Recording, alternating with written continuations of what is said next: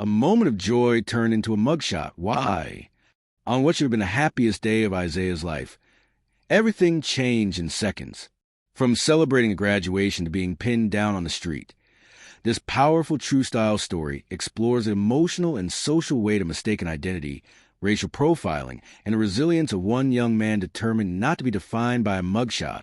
The summer sun poured gold across the cracked sidewalks of East Camden, New Jersey, as 18-year-old Isaiah Barnes stepped out of the corner barbershop, a fresh lineup gracing his brow, laughter still echoing from inside.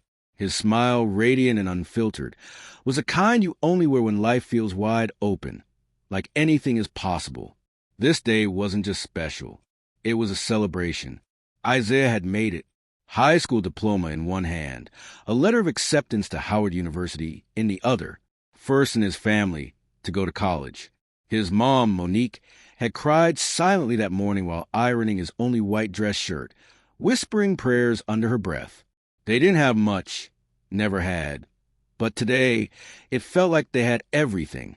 He walked down the street, arms stretched, inhaling the world like he could swallow it whole.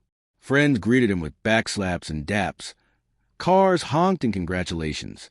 Someone even shouted, "Go get that black excellence, Zay." Then came the sirens. A police cruiser crept up behind him. He stopped, puzzled, turned. 2 officers stepped out, guns still holstered, but hands rested on them like idle threats. "You fit a description," one said flatly. Isaiah laughed nervously. "Man, I just came from my graduation." "You serious?"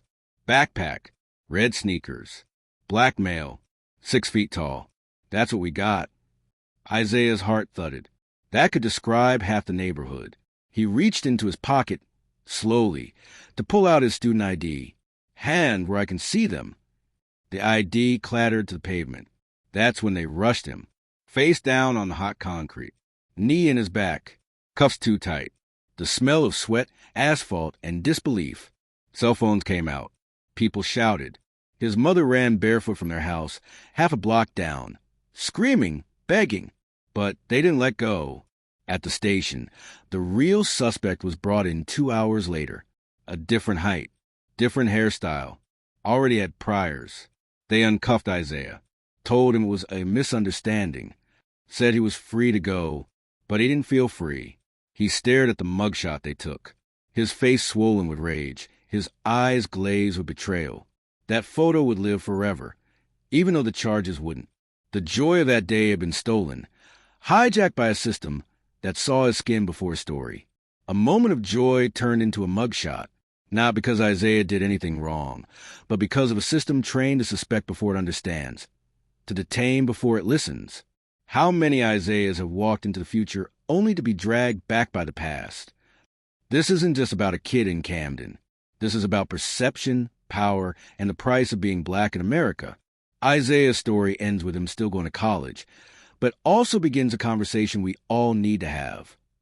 Because justice shouldn't come after humiliation, and freedom shouldn't feel conditional. If this story moved you, hit that subscribe button for more true-to-life tales that challenge the system, uplift voices, and speak the truth. Don't forget to like, comment, and share, because stories like Isaiah's deserve to be heard.